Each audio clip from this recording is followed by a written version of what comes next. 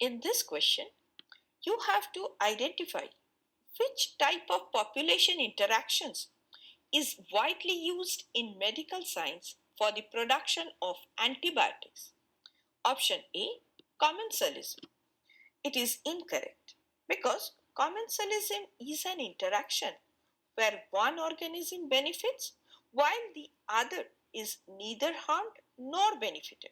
But it does not lead to the concept of antibiotic production. Option B, mutualism.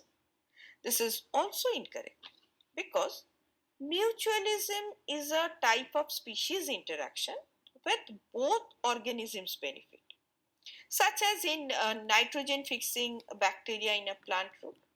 But this does not directly involve in the concept of antibiotic production.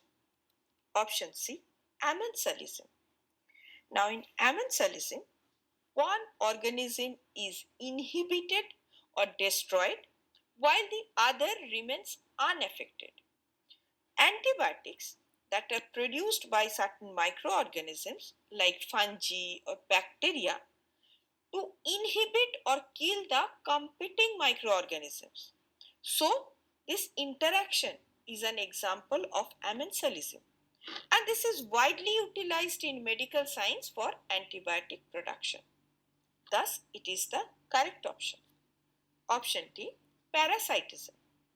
This is also incorrect because parasitism is an interaction where one organism, the parasite, benefits at the expense of the host, but it is not related to the concept of antibiotic production.